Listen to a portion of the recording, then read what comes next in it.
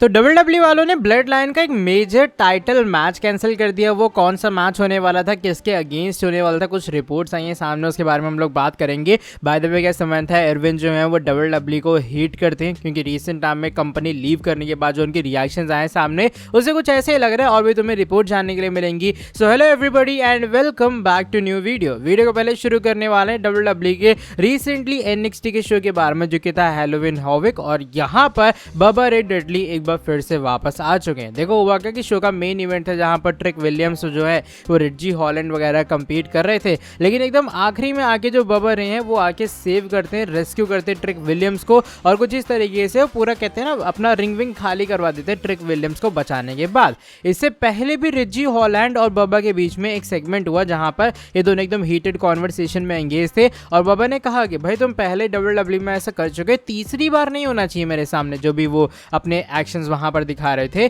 तो अब ये सेव करने के बाद फैंस का मानना ये कि अगले हफ्ते जो NXT का शो है वो जाएगा ECW एरिना के अंदर, और ECW एरिना और हमारे जो डेडली बॉयज का कनेक्शन है वो तुम्हें पता ही होगा। सो इसलिए ऐसे कंसीडर किया जा रहा है कि मे बी जो बबा रे डेडली हैं वो WWE के अंदर कम बैक करेंगे और वो अगले हफ्ते NXT के शो के ऊपर शायद तुम्हें एक सिंगल्स मैच में या फिर एटलीस्ट एक टैग टीम मैच में कंपीट करते हुए नजर आने वाले हैं। बाकी देखो WWE किस तरीके से स्टोरी लाइन को ले जाती है, लेकिन अगर तुम एक NXT फैन हो तो शायद तुम्हें आज का हैलोवीन हैविक डेफिनेटली पसंद आया होगा। बाद में गोल्डबर्ग के बारे में करूंगा, और क्या गोल्डबर्ग WWE के कल होने वाले रॉक एपिसोड में होंगे या फिर नहीं। तो देखो चांसेस यहाँ पर डेफिनेटली है, उसका रीजन ये है क्योंकि डोमिनिक मिस्टीरियो का एक मैच अनाउंस हुआ एडम पियर्स की तरफ से, और वो मैच ऐसा होगा जहां पर हमारे डर्टी डॉम फेस करेंगे एक फॉर्मर वर्ल्ड चैंपियन का। उनके सामने का अपोनेंट कंफर्म नहीं है, ऑफ कोर्स री मिस्टीरियो भी एक फॉर्मर वर्ल्ड चैंपियन है, तो हो सकता है वो रेसलमेनिया का रीमैच WWE रन बैक कर ले, वरना गोल्डबर्ग भी एक हाईली लाइकली नेम है जो कि अपीयर हो सकते हैं। उसका रीजन ये है क्योंकि भैया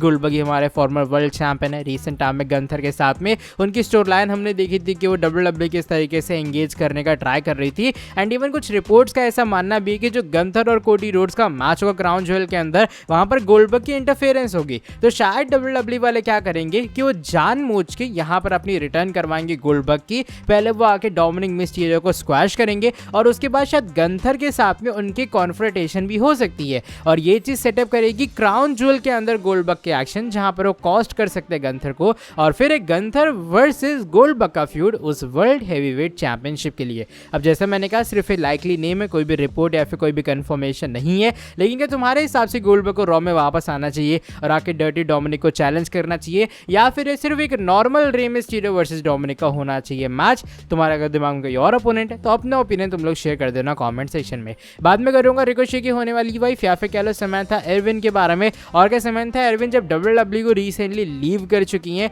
उनके रिएक्शन से जेन्युइनली ऐसा लग रहा है कि वो WWE को हेट करती हैं। हुआ क्या कि उन्होंने ये बात कही कि भैया WWE के साथ में उनका इतना लंबा टेन्योर था, WWE ने उन्हें कोई अच्छा रोल नहीं दिया, वो WWE के अंदर कभी भी अनाउंसर नहीं बनना चाह रही थी। उन्होंने काफ़ी सारे आइडियाज़ भी पिच किए लेकिन सारी चीज़ें रिजेक्ट हो गई। सो दैट्स वाई अपनी जर्नी को, अपनी लाइफ को आगे बढ़ाने के लिए उन्होंने WWE को लीव कर दिया। लेकिन जब इतनी सारी चीज़ें आई तो फैंस यही कह रहे थे भाई जब तुम कंपनी में थी तब तो बहुत खुश थी, लेकिन अचानक से बाहर आने के बाद तुम एक अलग लेवल का आउटरीच दिखा रही हो कंपनी को लेके। तो हुआ कि समंथा एरविन ने रिसेंट टाइम में इस चीज़ को लेकर एक क्लैरिफिकेशन दी है। उन्होंने कहा कि वो WWE को हमेशा से प्यार करती आई हैं और वो करती रहेंगी, लेकिन वो जस्टिफाई करती है अपनी स्टेटमेंट्स को। यहाँ पर वो ये कहती कि देखो भाई उनका जो मेन पर्पस था वो ये था कि उन्हें सिर्फ एक अनाउंसर बन के नहीं रह जाना है। जब तक WWE के अंदर रही है ईच और एवरी सेकंड उन्होंने काफ़ी इंजॉय की है, लेकिन उनका गोल ये था कि उन्हें जिंदगी में और आगे बढ़ना है, उन्हें जस्ट एक मेयर अनाउंसर बन के नहीं रह जाना है, उन्हें और भी जो रोल्स है वो एक्सप्लोर करने थे WWE के अंदर, जो कि ऑफ कोर्स वो नहीं हो पाए क्योंकि उनके सारे आइडियाज रिजेक्ट कर दिए गए या फिर WWE ने कभी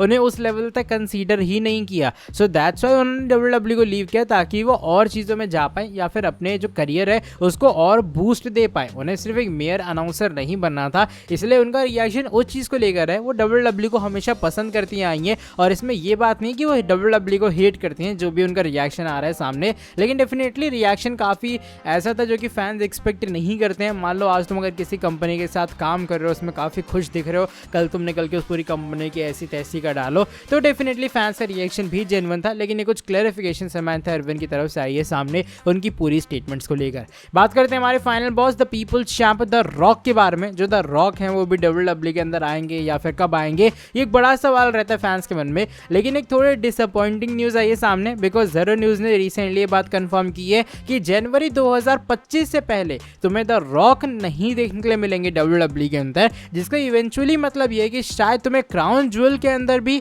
और आने वाले सर्वाइवर सीरीज वॉर गेम्स के अंदर भी दोनों जगह पे द रॉक देखने के लिए नहीं मिलेंगे। वैसे भी फिलहाल ये बात बताई जा रही है कि रोमन रेंस का टैग टीम मैच होने वाला क्राउन ज्वेल के अंदर, और फिर सर्वाइवर सीरीज वॉर गेम्स में of course OG blood line versus Solo Sikoa के ब्लड लाइन के बीच में एक सिविल वॉर मैच होने वाला है। अब दोनों मैचेस बहुत बड़े ब्लड लाइन सेगा के पर्सपेक्टिव से, लेकिन दोनों में शायद द रॉक नहीं अपीयर होंगे अगर ये रिपोर्ट सही होती है, बिकॉज डायरेक्टली शायद जो रॉक का नेटफ्लिक्स का डेब्यू शो होगा जो कि 6 या 7 जनवरी को होने वाला है, वहां पर तुम्हें अगली अपीयरेंस द रॉक की तरफ से देखने के लिए मिलेगी। बाकी देखते हैं क्या ये रिपोर्ट सही होती है या फिर नहीं, लेकिन मैं जेन्युइनली थोड़ा डिसअपॉइंट होऊंगा अगर the rock survivor Series War Games में अपीयर नहीं होते हैं। चलो बात करते हैं आज की हमारी सेकंड लास्ट स्टोरी के बारे में, ये एलए नाइट के बारे में छुड़िए। एलए नाइट भी अपनी यूनाइटेड स्टेट्स चैंपियनशिप को डिफेंड करेंगे क्राउन ज्वेल के अंदर, जब वो फेस करेंगे एंड्राडे एंड कार्मेलो हेस का। लेकिन बताया जा रहा है शायद WWE वाले उनकी हील टर्न की प्लानिंग भी कर रहे हैं। अगर तुमने लास्ट वीक स्मैकडाउन देखा हो, वहां पर एलए नाइट का जो बिहेवियर था वो वैसे ही था, एक हील सुपरस्टार वाला।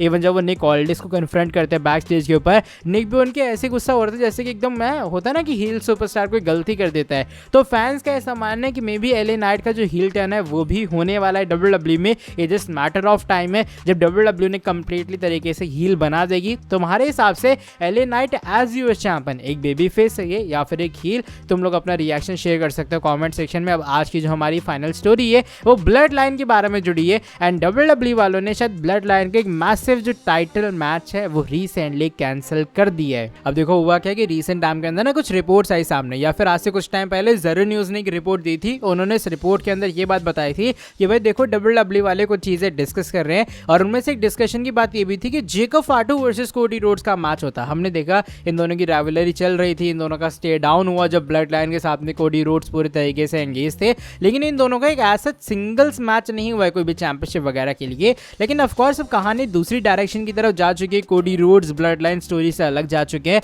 तो ज़रो न्यूज़ ये बात क्लैरिफाई करता है कि एक अमाउंट के ऊपर या फिर एक टाइम के ऊपर ये डिस्कशन था कि जेकब फाटू वर्सेस जो कोडी रोड्स का मैच है वो WWE करवाए, लेकिन ऑफकोर्स चीज़ें कैंसिल हो गई हैं या फिर चीज़ें वैसी नहीं हो पाएंगे, वरना ये मैच WWE ने एक बार तो एटलीस्ट डिस्कस किया था। तो ये कुछ बात आई है सामने, मुझे लग रहा है शायद WWE वालों को ऐसा लगा कि भाई जेकब फाटू वर्सेस कोडी रोड्स बाद के लिए सेव कर लेते हैं। इवन ज़रो न्यूज़ ये भी बताता है कि WWE वालों ने रश किया थोड़ा जे उसो का पूरा ब्लड लाइन ओजी का रियूनियन, जो कि देखने में लगता भी है, वरना अचानक से जे उसो का टाइटल मैच कंफर्म हुआ, टाइटल कॉस्ट हुआ, मुझे लगा पहले थोड़े दिन मनाना वगैरह चलेगा कि भाई रोमन और जिमी ट्राई करेंगे कि आ जाओ वापस आ जाओ, लेकिन अगले हफ्ते फाइनली रियूनियन हो नहीं वाला। तो थोड़ा हल्का सा मुझे भी रश लगा कि भाई अचानक से बस एक बार रेस्क्यू किया और जे उसो मान गए रियूनियन के लिए। बाय द वे फिर भी ओजी ब्लड लाइन का reunion is going to be a great thing on cinema, मतलब टेलीविजन पे देख के वो चीज़ मजा आएगी। लेकिन क्या तुम्हारे हिसाब से जेकब फाटू वर्सेस कोडी रोड्स का मैच करवाना चाहिए था, या फिर WWE का जो डिसीजन था